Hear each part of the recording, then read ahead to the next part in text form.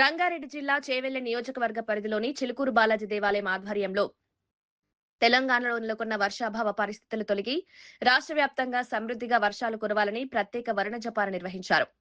ఉస్మాన్ సాగర్ గండిపేట జలాశయంలో ఉదయం నుంచి ఆలయ ప్రధాన అర్చకులు శ్రీ సిఎస్ లక్ష్మీ నరసింహం నేతృత్వంలో అర్చకులు వేద పండితులు నడుములోతు నీటిలో నిలబడి వైదిక అనుష్ఠానాన్ని నిర్వహించారు. వేద భవనంకు చెందిన డాక్టర్ వి శ్రీరామ ఘనపాటి నాయకత్వంలో ఋత్వికులు తైత్తిరీయ సంహితలో వరుణ జప మంత్రాలను సాంప్రదాయబద్ధంగా 108 సార్లు పారాయణం చేశారు. శ్రీ చిలుకూరి బాలాజీ అనుగ్రహంతో వరుణదేవుడు ఇంద్రదేవుడు ప్రసన్నులై రాష్ట్ర వ్యాప్తంగా సమృద్ధిగా వర్షాలు కురిపించాలని ప్రత్యేక ప్రార్థనలు చేశారు.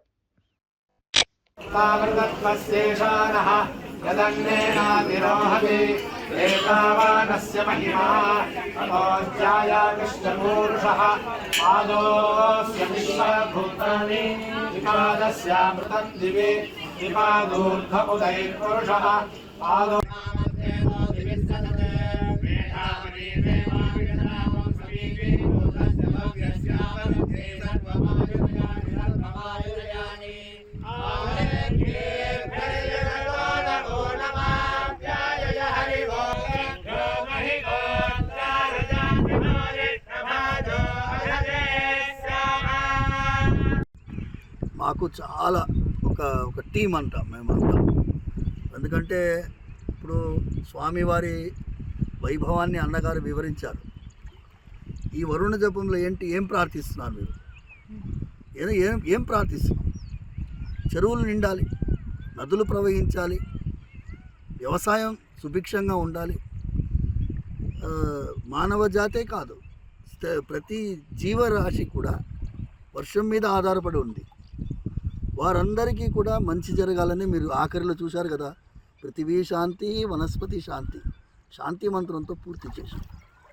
ముఖ్యంగా ఏంటి అంటే డాక్టర్ శ్రీరామ్ ఘనపాటి గారు, ఈయన చిన్నప్పటి నుంచి మేమిద్దరం కలిసి ఇలా పెరిగాం.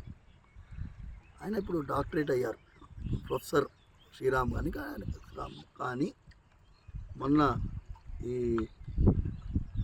ఎండోమెంట్స్ వాళ్ళు కొత్త అర్చకుల నియామకం అప్పుడు శ్రీరామ్ ఘనపాటి గారు చిలుకూరులో వరుణ జపం చేసి సరిపోదు అని ఎండోమెంట్ మినిస్టర్ గారు అది ఆ విషయం దయచేసి చెప్పండి స్వామి. జలనిధి భువ కశ్యప భువ విలాసం సంతన్వన్ వినత శివ సంపూజిత పద జలాధార ప్రాంతే సకల జన సర్వేష్ట ఫలద కళావస్మిన్ దైవం చేతి చిలుకూరు వెంకటపతి.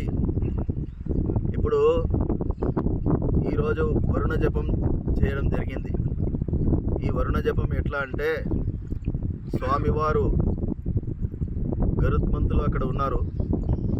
ఆ గరుత్మంతులను కూడా తలుచుకొని స్వామివారిని ఈ కుంభంలో స్వామివారిని ఆవాహన చేసుకొని తీసుకొని వచ్చి ఇక్కడ వేద పండితులంతా కూడా కలిసి శ్రీరామ గణపాటి గారు, మా తమ్ముడు, అందరూ వీళ్ళంతా వేద పండితులు గణపాటి వాళ్ళంతా కలిసి నీటిలో ఈ నాభి వరకు నీటిలో మునగాలి. ఆ తర్వాత వర్షం వచ్చేంత వరకు జపం చేయాలి. వర్షం వచ్చేంత వరకు జపం చేస్తూనే ఉండాలి. వర్షం వస్తే నాపేయాలి. అది ఉగ్రం.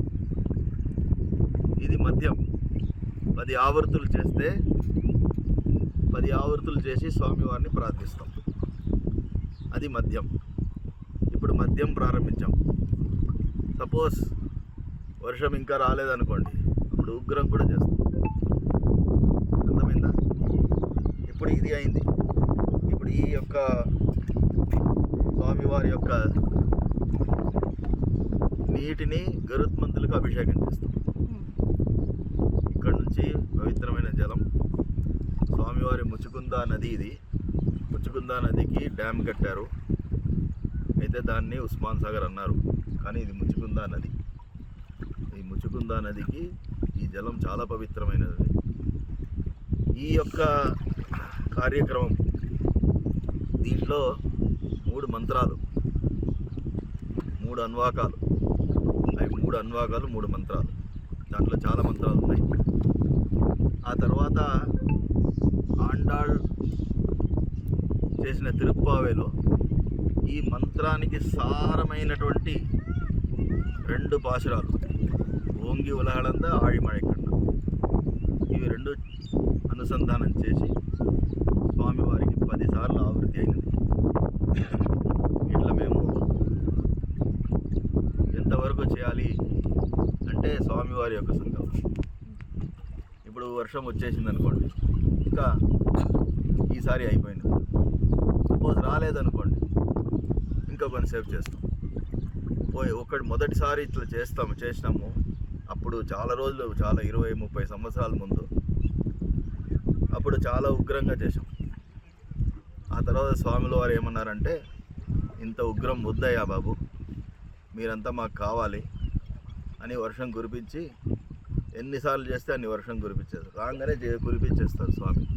ఇవాళ కూడా కురిపించేస్తారు. మీరు చూడండి, ఈరోజే నిన్న వర్షం చెయ్యాలి, వరుణ జపం చేయాలి అని మేము నిన్న తలుచుకున్నాం. నిన్న రాత్రికే వర్షం కురిపించేసాం. దానికని మధ్యమమే. డాక్టర్